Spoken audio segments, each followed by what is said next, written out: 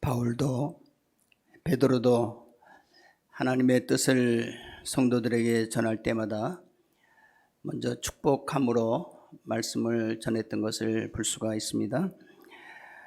오늘 시작하는 말씀인데 1절과 2절을 한번 살펴보도록 하겠습니다. 베드로전서 처음 시작하는 구절이죠. 한번 같이 읽겠습니다. 시작. 예수 그리스도의 사도 베드로는 본도, 갈라디아, 갑바도기아, 아시아와 비두니아에 흩어진 나그네 곧 하나님 아버지의 미리 아심을 따라 성령이 거룩하게 하심으로 순종함과 예수 그리스도의 핏뿌림을 얻기 위하여 택하심을 받은 자들에게 편지하노니 은혜와 평강이 너희에게 있을 더욱 많을지어다. 아멘. 부족한 정도 여러분에게 축복을 말씀을 먼저 전합니다. 오늘도 예배에 참석하신 여러분 모두에게 하나님의 더욱 충만한 은혜가 넘치시기를 축복합니다. 아멘으로 받는 분들은 그 축복이 반드시 그 안에 이루어집니다. 삶 속에 충만하게 됩니다. 그래서 축복하는 거예요. 그냥 인사로 하는 것이 아니라 하나님의 주님의 이름으로 여러분들을 축복할 때에 그 축복이 믿음으로 받는 자들은 항상 그 믿음에 충만한 사람이 되고 하나님의 은혜를 입게 되는 것입니다. 오늘도 임마누엘 성가대 찬양 하나님께서 영광 받아 주실 줄로 믿습니다. 우리 임마누엘 성가대원들에게도 하나님의 놀라운 은혜가 함께 하시기를 축복합니다. 보니까 많이 좀 빠지셨네요. 김정선 권사님 왜 거기 계세요? 지휘자가 좀 자른 거 같아. 잘랐어요? 안 잘랐어요? 근데 왜 거기 계세요? 아직까지 우리 김정선 권사님은 찬양할 수 있는 건강을 하나님께서 특별히 주신 줄로 믿습니다. 우리가 하나님께서 그만두라 그럴 때까지는 성가대를 하셔서 아직 90이 안 되셨죠? 그죠? 90이 넘어서도 우리 건강하면은 지휘자가 도저히 안 되겠다 그만 나오십시오 그러면 그만 나오셔야죠. 근데 아직까지 그 말 안 했다고 그러니까 나오셔야 합니다. 네.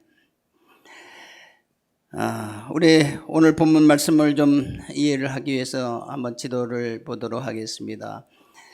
우리 오늘 본문에서 베드로가 본도, 갈라디아, 갑바도기아, 아시아, 비두니아에 흩어진 성도들에게, 흩어진 나그네에게 택하심을 입은 사람들에게 편지를 한다 그랬는데 지명이 어디에 있는가? 우리가 좀 모르겠죠. 모르신 분도 재킷이라 생각하는데 우리 어르신들은 지도를 보면은 저게 뭔가 모르시겠죠. 그래 모르시는 것도 당연합니다. 모르신다고 뭐 천국에 가는데 지장이 있는 것은 아니에요. 하나님께서는 다 은혜로 받아주시는데 그래도 이렇게 알고 이렇게 성경을 조금 더 이해를 하면은 우리가 성경을 더 깊이 이해하는 데 도움이 되고 또 재미있게 설교도 들을 수가 있습니다. 오늘 다 지명이 나온 그 5개의 지명이 나오는데 여러분들 보이시는 분들은 참고하시기 바랍니다. 본도, 갈라디아, 갑바도기아, 아시아, 비두니아 다 어디에 있는 곳입니까? 소아시아 지방에 지도 그 가운데 소아시아 지방 있죠? 요 위쪽에 소아시아 지방, 지금의 터키 지방입니다. 바울이 1차 전도여행 때 이 아시아를 중심으로 해서 여기 소아시아를 중심으로 해서 전도를 해서 많은 성도들이 생긴 곳입니다. 그리고 2차 전도행, 3차 전도행 계속해서 이제 전도를 하게 됐는데 사도행전 16장 17절에 보면은 그런 말씀이 나오죠. 바울이 비두니아로 가서 전도하기를 힘썼지만은 예수의 영이 허락지 아니하는지라 그 말씀이 나오죠. 그래서 2차 전도여행이 북쪽에 있는 비두니아로 가지 않고 서쪽에 있는 아시아를 넘어서 유럽에 전도를 하게 됩니다. 그래서 이쪽에 그리스 반도가 나오는데 거기에 빌립보 교회, 데살로니가 교회, 또 고린도 교회를 전도를 하게 되죠. 유럽까지 세계적으로 이제 전도를 하게 됩니다. 근데 보니까 나중에 여기 오늘 본문 말씀에 보니까 비두니아에도 성도들이 많이 생긴 것을 보면은 베드로가 처음에 그 비두니아에 뭐 가진 못했지만은 나중에 갔는지 또 성도들에서 또 전부 많은 성도들이 이렇게 거기에 생겼던 것을 볼 수가 있습니다. 근데 지금 바울이 편지를 쓰는 것이 아니라 베드로가 로마에서, 로마는 없어져 버렸네. 맨 왼쪽에 그 로마, 여기 이탈리아 반도가 있죠. 거기 중심 도시가 로마입니다. 로마에서 베드로가 나중에 이제 로마로 갑니다. 그리고 로마에서 이제 선교를 하게 되고 로마에서 순교를 한 걸로 역사적으로는 그렇게 알려져 있죠. 그때 박해당할 때에 로마에 있는 베드로가 지금 아시아에 있는 성도들에게 바울이 비록 전도를 통해서 많은 성도들이 생겼지만은 베드로에게도 영적인 자녀들이죠. 그 자녀들에게 믿음에 굳게 서서 믿음을 잃지 않고 있으라고 격려하면서 보낸 서신이 바로 베드로 서신이고 소아시아 지방에 보낸 서입니다. 오늘 이 베드로는 여기에 성도들을 보내면서 뭐라고 썼습니까? 흩어진 나그네, 흩어진 나그네에게 보낸다, 이렇게 말씀을 하면서 하나님의 택하심을 입은 성도다, 그렇게 말씀을 하고 있습니다. 왜 그들을 흩어진 나그네라고 그렇게 부르고 있을까? 고향을 떠나서일까요? 아니죠. 여기서 나그네라는 것은 그리스도인들이 살아갈 때에 생각하는 자신의 하나의 표현이다, 이렇게 생각할 수가 있습니다. 히브리서 기자는 아브라함 등 믿음의 조상들을 거명하면서 이렇게 말씀하죠. 한번 히브리서 11장 16절을 같이 읽어보겠습니다. 시작. 그들이 이제는 더 나은 본향을 사모하니 곧 하늘에 있는 것이라. 이러므로 하나님이 그들의 하나님이라 일컬음 받으심을 부끄러워하지 아니하시고 그들을 위하여 한 성을 예비하셨느니라. 그들이 나온 바 본향을 생각하던, 아브라함이 태어난 고향을 생각했다면 그 갈 수 있었지만은 이제는 그걸로 가려고 하는 것이 아니라 이제 더 나은 본향을 사모하는데 그것은 하늘에 있는 것이라. 하나님께서 그 믿음의 사람들을 위해서 그들이 자신의 하나님임을 부끄러워하지 아니하시고 그들을 위해서 한 성을 예비해 주셨다. 그 성이 바로 천국의 하나님의 나라, 천국이다. 이제 그들은, 믿음의 사람들은 이 세상을 본향으로 생각하는 것이 아니라, 이 세상을 목적지로 생각하는 것이 아니라 천국을 향해서 걸어가는 나그네의 길을 걸어가는 사람이다. 여러분들은 다 나그네의 길을 걸어가는 분들입니다. 이 세상에서 어디를 향해서? 본향을 향해서 나그네의 길을 걷는. 여러분들이 이 교회를 떠나서 세상으로 각자 흩어져 나갈 텐데 각자 흩어진 곳에서 살아가는 흩어진 나그네로서 여러분들도 살아가게 되는 것입니다. 그래서 우리 성도들이 각자 이제 사회 속에서 생활할 때 흩어진 나그네라, 이렇게 부름을 받게 되는 것입니다. 만일 나그네가 자신이 돌아갈 본향이 어디인지, 그리고 그 본향이 의미하는 것이 무엇인지, 그 본향을 확실히 갈 수 있을지 없을지 그걸 모른다고 하면은 얼마나 불안하겠습니까? 만약에 이 세상의 나그네로 살면서, 우리가 여행 다니면서도 그렇죠. 여행을 다니면은 여행을 집단하면 뭐라고 그랬어요? 개고생이라 그러잖아요. 집단하면 고생입니다. 그래도 가죠. 또 즐겁게 또 다닙니다. 그런데 왜 고생을 하면서 그렇게 여행을 다닙니까? 그래서 즐겁게 다닙니까? 여행하고 돌아올 자기 집이 있기 때문에 여행을, 아무리 힘들어도 여행을 다닐 수가 있습니다. 만일에 돌아올 집이 없다고 하면은 얼마나 여행이 힘들겠습니까? 그거는 정말 고생길이죠. 우리 그리스도인들이 이 세상을 살아갈 때에 나그네에서 살아가는데 우리가 우리의 가해야 할 본향을 확실하게 모른다고 하면은 그것은 불행한 일입니다. 그런 사람들이 고난을 겪고 또 죽음 앞에 선다고 하면은 얼마나 절망된 삶이 되겠습니까? 여러분 모두가 나그네 인생이지만은 얼마나 귀한 소망을 여러분들이 가지고 있고 그 소망이 얼마나 확실한 것인지를 꼭 기억하시는 이 시간이 되기를 축복합니다. 오늘 본문 3절부터 5절까지는 그리스도인들이 가지는 산소망의 내용에 대해서 구체적으로 설명을 하고 있습니다. 매우 중요한 내용인데 다시 한번 읽어보도록 하겠습니다. 3절부터 5절까지 같이 시작.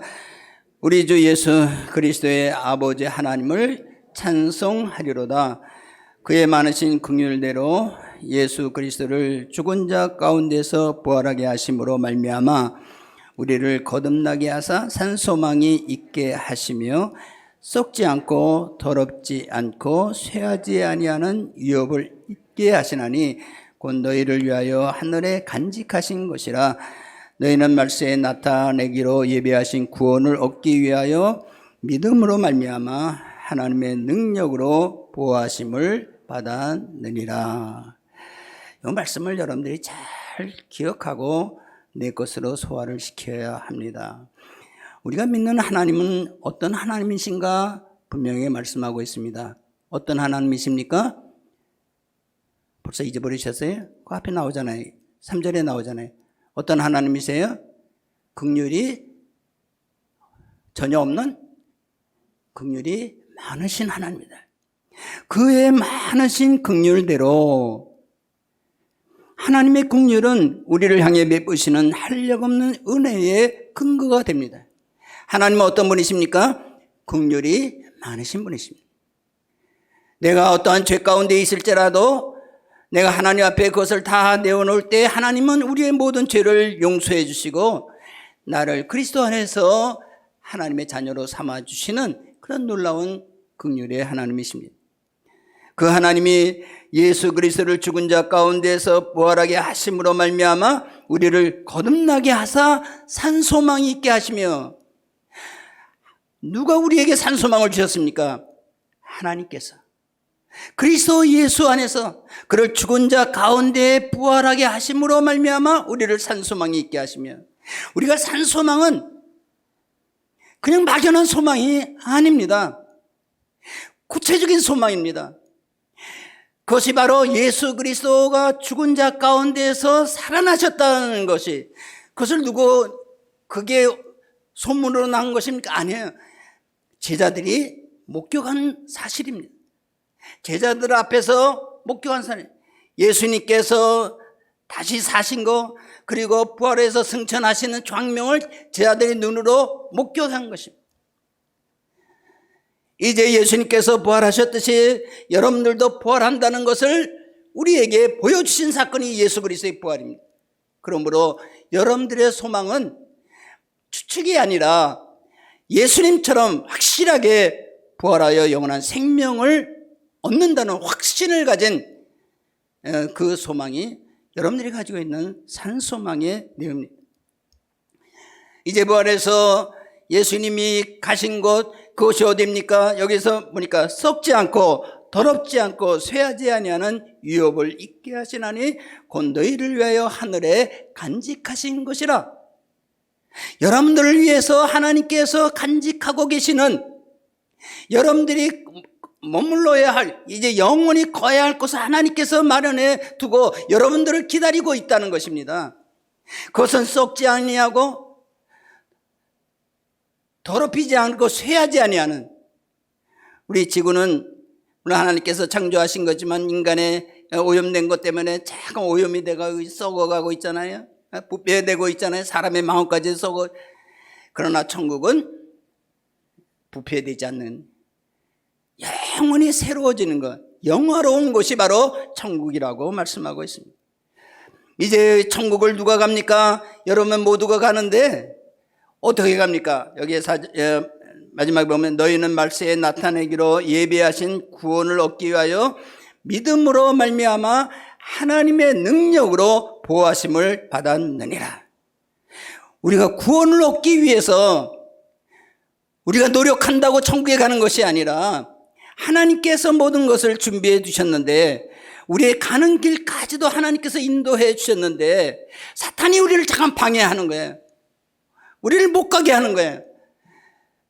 그러나 하나님께서 우리를 보호하심으로 말미암아 암탉이 병아리를 품듯이 우리를 품어서 마침내 천국으로 우리를 반드시 인도하시겠다는 것을 말씀하고 있는 것입니다. 나는 부족하잖아요. 허물이 많잖아요. 그런데 하나님께서는 그런 나를 품어주시고 새롭게 해주셔서 반드시 하나님 나라로 인도하도록 나를 견인해 주시겠다고 약속하고 있습니다. 그러므로 여러분들은 반드시 다 어디로 갑니까? 천국으로 가게 되는 거예요. 아직까지 믿지 못하시는 분들은 참 난감합니다. 반드시 여러분들은 천국으로 갑니다. 이 모두가 얼마나 놀라운 은혜입니까? 하나님께서 여러분들에게 산소망을 주셨다는 거, 그리고 반드시 그 산소망을 이루도록 하나님께서 철저하게 여러분들을 보호해 주신다는 거. 그 로마서 8장에 보면 다 그 얘기가 나오는 거예요. 하나님께서 우리를 보호하신다 이 말이에요. 하나님께서 우리를 보호해 주신다. 그래서 우리는 그러한 하나님이 얼마나 감사합니까? 그래서 우리는 하나님 아버지를 찬양할 수밖에 없습니다. 오늘도 성가대가 왜 찬양합니까? 하나님께서 우리를 구원해 주셨으므로, 우리에게 모든 것을 주셨으므로 우리가 하나님께 찬양하는 거예요. 어떤 마음으로? 감사함으로, 기쁜 마음으로 찬양하는 것입니다. 여러분은 여러분이 가지고 있는 산소망 확실히 붙들고 나가시기 바랍니다. 이러한 산소망이 우리에게 있는데도 불구하고 믿음이 작은 믿음은 가지고 있는 사람이라 할지라도 이 산소망은 우리에게 다 적용되는 것인데 그것을 아직까지 붙들지 못하고 믿지 못하고 불안해서 살아간다고 하면 얼마나 안타까운 일이겠습니까? 산소망을 확실히 붙들고 살아가시는 여러분들이 주님을 축복합니다. 나그네의 길을 걷는 이 세상에서의 삶은 우리는 때때로 전혀 생각지 못했던 고난을 또 시험을 당할 때가 있습니다. 왜? 나그네의 길이니까. 이 세상의 삶 속에서 우리가 비록 하나님의 자녀이지만은 우리가 험한 이 세상을 살아갈 때 어려움이 있다는 거예요. 예수님도 고난당하셨습니다. 우리를 위해서 고난당하셨지만은 베드로도 고난당했습니다. 우리가 로마에서 이렇게 지금 편지를 쓰고 있지만은 베드로는 십자가에 거꾸로 못 박혀서 죽었다는 그런 역사적인 어떤 전설이 있습니다. 바울은 목배임을 당해서 순교를 했습니다. 제자들도 다 고난을 받았습니다. 고난당할 때가 있어요. 베드로가 로마에서 이 서신을 보낸 당시의 상황도 모든 그리스도인들에게 있어서 매우 어렵고 힘든 때였습니다. 베드로 자신도 힘들었습니다. 왜? 나라가 핍박하니까, 그리스도인들을 핍박하니까. 그때 당시만 해도 이제 그리스도인들이 많이 생겨서 정권이 위협받을 정도로 그렇게 그리스도인들이 힘에 팽창이 된 거예요. 그냥 놔둬서는 안 되겠다. 그래서 로마가 정권을 잡은 사람들이 핍박하기 시작을 한 겁니다. 대표적인 사례가 네로의 핍박이었습니다. 이 당시에 네로가 정치를 하는 시대였습니다. 로마에서도 큰 박해가 있었고 또 로마가 그때 당시에 전 세계를 다스리고 있었는데 이 바울이 전도했던 소아시아 지방에도 엄청난 박해가 있었습니다. 그리스도인들은 믿는다는 이유 하나만으로 옥에 갇혔습니다. 그리고 사자의 먹이가 되게 했습니다. 그리고 기둥에 묶어서 불에 태워서 촛대로 사용했습니다. 얼마나 잔인한 핍박이었습니까? 그런데도 그리스도인들은 자신의 신앙을 지키기 위해서 자신의 믿음을 포기하지 않았습니다.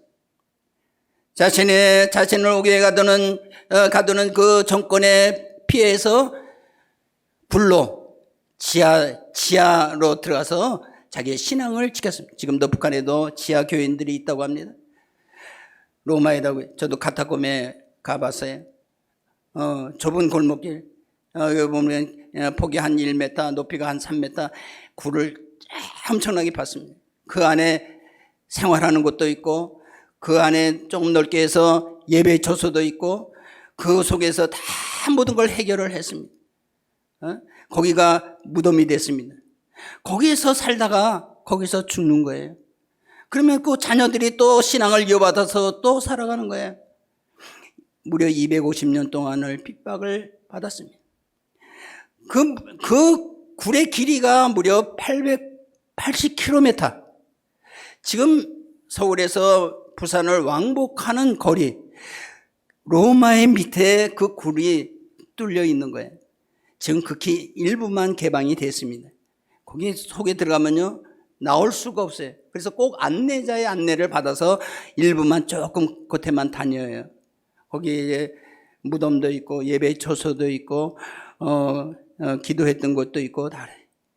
자, 그렇게 신앙을 우리 선조들이 지켰다는 것입니다. 소아시아 지방에도 마찬가지. 갑바도기아, 지금도 많은 사람들이 여행을 갑니다. 그 갑바도기아 그 안에 지하 도시가 200개가 있다. 곳곳에 굴을 파고 들어가서 신앙생활, 그 자신의 생활을 한 거예요. 대표적인 지하 도시가 델렌쿠유라는 곳에 있는데 둘레가 한 30km가 된다고 그래요. 근데 거기에 개미 굴고, 한번 우리 영상을 비춰주시기 바랍니다. 이렇게 굴을 다 팠어요. 굴을 팠어요. 여기에 이렇게 산에 보면은 다 거기 밑에 굴들이 있죠. 겉으로는 저 작은 굴 구멍이지만은 그 속에 들어가면 엄청난 생활터전이 있는 거예요. 저렇게 산마다 그 밑에 광야 같은 넓은 곳에 굴들이 있고, 그 굴들에 들어가서 그 피해가지고서 저기 살아가는. 저렇게 굴을 파놨어요. 꼭 개미집 같잖아요. 개미집 같이. 저기 지금 발굴된 것이 8층까지 더 깊이. 저게 깊이가 120m까지 내려간대. 그리고 저기서 이제 살아가는데, 저기에 다 교회가 예배처소가 있고 거기 기도처가 있고 생활하는. 저기에서 그리스도인들이 계속해서 살아가는 거예요. 지금 카타콤에 묻혀있는 그리스도인들의 시신이 800만 구가 된다고 그래요. 800만 구. 700만 구. 죄송합니다. 700만 구. 그 사람마다 조금 다 달라요. 지금 그렇게 지금 믿음의 선조들이 신앙을 지키기 위해서 그렇게, 여러분들 생각해 보세요.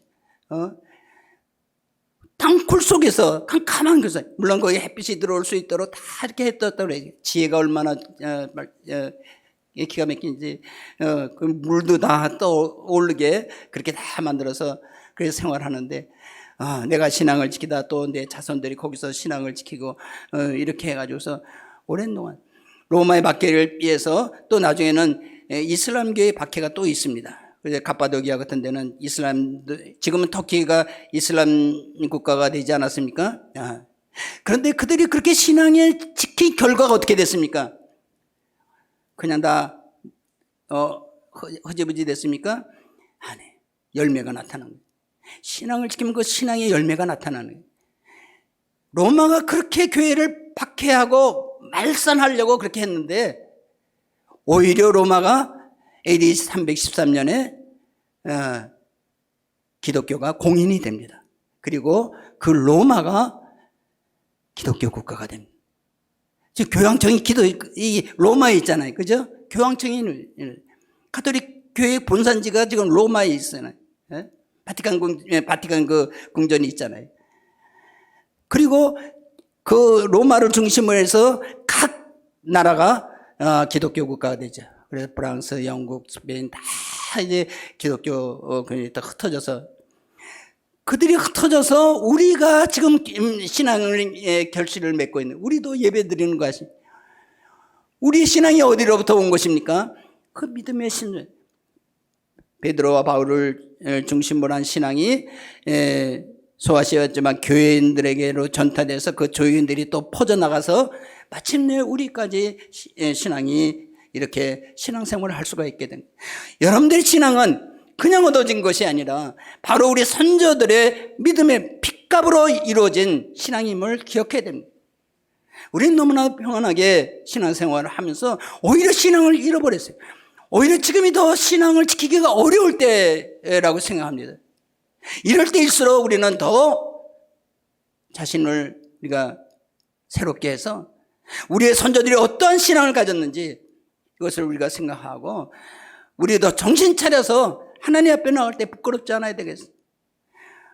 누가 하나님의 영화를 누리게 됩니까? 바로 그렇게 박해를 받으면서 신앙을 지킨 사람들이야말로 하나님 앞에서 칭찬을 받고 영광을 얻게 되지 않겠습니까? 베드로는 소아시아 교회 성도들에게 이렇게 격려합니다. 6절과 7절을 같이 한번 읽어보도록 하겠습니다. 6절과 7절 말씀 같이 시작. 그러므로 너희가 이제 여러 가지 시험으로 말미암아 잠깐 근심하게 되지 않을 수 없으나 오히려 크게 기뻐하도다.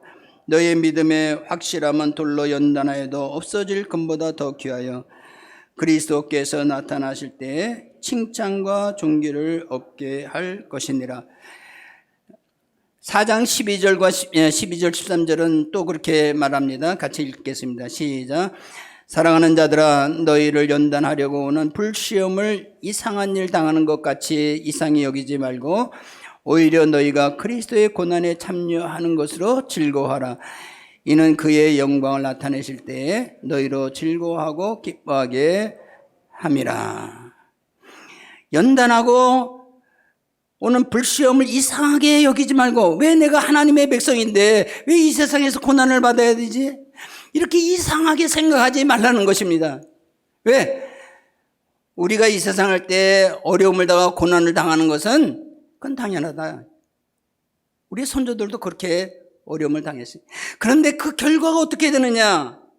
예수 그리스도에 나타나실 때 칭찬과 영광과 존귀를 얻게 될 것이기 때문에 우리들의 이 세상에서의 삶은 이 세상에서도 우리가 기쁨으로 나타나게 되지만은 장차 올 나라에서 하나님께서 우리를 내가 이 세상에 살 때에 믿음을 이렇게 지켰으니 참 대견하다 하면서 칭찬과 존귀와 영광의 관을 씌워주시겠다는 것입니다.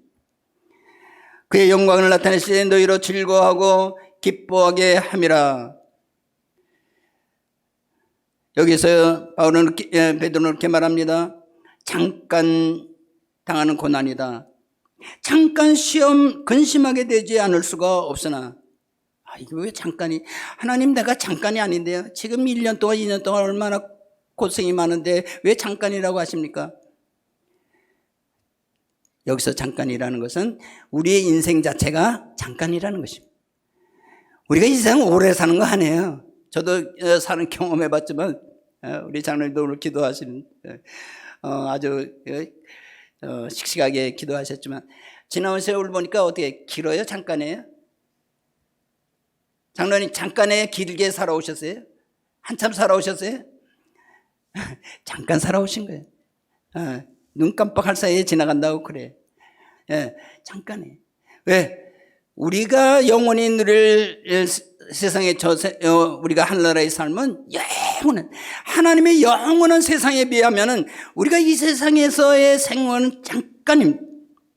우리가 이 세상에 살 때 잠깐 우리가 하나님의 말씀대로 순종하면서 우리가 때로는 힘들고 어려운 일을 당해도 우리가 그것을 잘 감당한다고 하면은 잠깐 후에는 우리 하나님께서 우리를 하나님 나라로 인도하여 영원한 영광을 누리게 될 것임을 말씀하고 있습니다.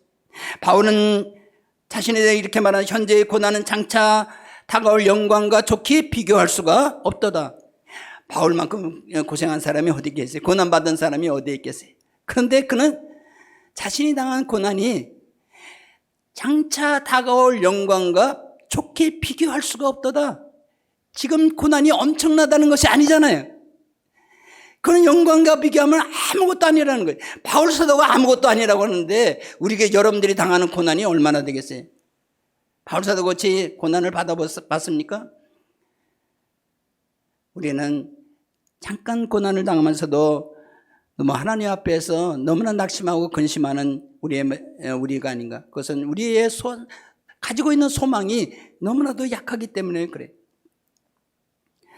우리의 믿음의 선조들은 소망에 대한 확실한 믿음으로 근심 중에도 그 모든 시험을 이겨낸 것입니다.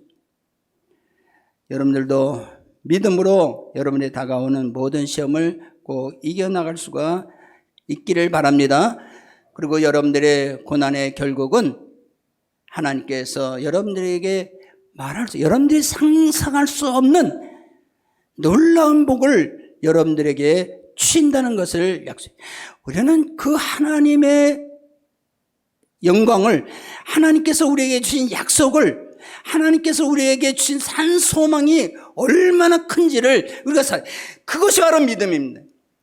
이 믿음이 없으니까, 부족하니까 자꾸만 세상을 보면 세상이 큰 것처럼, 세상의 실패가 큰 것처럼, 그게 전부인 것처럼 낙심하고 절망하고, 아이고 나는 못 살겠다 까무러지. 그리스도인들은 그래서는 안 돼. 세상 사람들은 세상 소망이 모든 것이기 때문에 그들은 조금만 없어도 모든 걸 다 잃어버린 것처럼 그렇게 절망하지만은 우리 그리스도인들은 아니잖아요. 이 세상에 우리가 가지고 있는 것은 정말 아무것도 아니잖아요. 그것은 다 우리가 다 놓고 가야 될 것이. 우리의 생명까지도 우리가 가지고 있는 모든 것 다 놓고 가야 돼.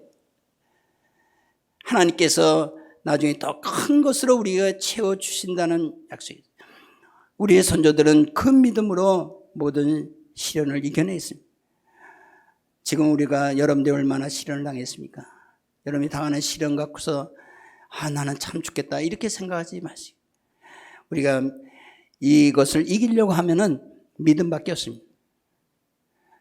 우리가 산 소망에 대한 확실한 믿음을 가지고 여러분들이 앞으로의 삶을 좀 더 건강하게, 이제 베드로는 이렇게 산 소망에 대한 확신을 소아시아 지방에 있는 모든 성도들에게 말씀한 다음에 그 다음에 뒤에 쭉 나오는 성경에 보면은 너희들이 하나님의 백성이 아니냐, 너희는 자부심을 가지고 긍지를 가지고 세상 사람들에게 이렇게 그리스도의 품위를 가지고 오히려 멋있게 너희들이 세상에 빛이 되라 하는 것을 쭉 말씀을 하고 있습니다. 오늘 본문 후에도 뒤에 이렇게 말씀이 있지만은 조금 설명하면 또 설교가 길어질 것 같아서 오늘 설교를 마치도록 하겠습니다. 오늘 산소망에 대한 확신을, 여러분들이 가지고 있는 산소망은 그리스도에 대한 그 죽으심과 부활을 바라보는 제자들이, 예수 그리스도의 부활을, 제자들도 처음에는 이 산소망이 없었어요. 제자로서 3년 동안을 예수님과 함께 있었지만 이 산소망을 가지고 있지 못했어요. 그런데 언제 소망을 가지고 있어야 됐습니까? 예수 그리스도의 죽으심과 부활을 목격한 후에, 직접 바라본 후에 산소망을 가지게 된 거예요. 도마가 예수 그리스도의 부활하신 모습을 보면서 뭐라고 했습니까? 당신은 나의 주님이시면 나의 하나님이십니다 고백. 그때가 바로 도마가 산소망을 가지게 된 계기가 된 것이고, 도마가 예수님을 위해서 순교를 한 계기가 된 것입니다. 베드로가 바울이 예수 그리스도의 부활을 목격한 후에 완전히 180도 턴해가지고서 완전히 죽음을 각오하고 선교하는 선교사가 되지 않았습니까? 베드로도 마찬가지예요. 베드로도 예수님을 3번씩이나 부인했던 사람이 아니겠습니까? 소망이 없었기 때문에 예수님, 수제자로서 예수님을 부인하면서 생활해요. 그러나 부활하신 예수님께서 찾아왔을 때 내가 지금도 나를 사랑하느냐? 그렇게 할 때 베드로가 주님 앞에 꼬꾸라지지 않습니까? 주님을 위해서 목숨을 거는 십자가에 거꾸로 못 박혀 순교하는 그런 사도가 된 것입니다. 여러분들의 소망은 막연한 추측이 아니에요.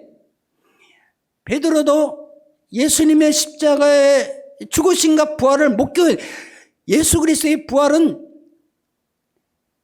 이 세상 모든 사람들에게 큰 소망으로 증거된 놀라운 사건입니다. 여러분들의 산소망은 막연한 것이 아니라 바로 눈앞에 목격한 그런 사건. 이제 말씀을 마치겠습니다. 아무쪼록 산소망의 믿음을 가지시고 코로나 시대에 또 믿음이 정말 다 쓰러져가는 이렇게 쇠퇴해가는 이 시대에 여러분들이 믿음에 우리 손조들의 믿음을 본받아서 이 세상의 믿음의 선구자가 되는 소아강명교회가 이 불신의 사회, 암흑의 사회 속에서 정말 그리스도의 심장이 되어서 그리스도의 인격을 가지고 이제 그리스도의 빛을 발하는 여러분이 되시기를 축복합니다. 기도하겠습니다. 사랑과 은혜가 많으신 아버지 하나님, 저희들의 무엇이간데 이렇게 하나님께서 사랑해 주셔서 예수 그리스도 안에서 하늘나라의 소망을, 산 소망을 우리에게 허락해 주시고 우리를 자녀로서 이렇게 붙들어 주시는 것을 감사합니다.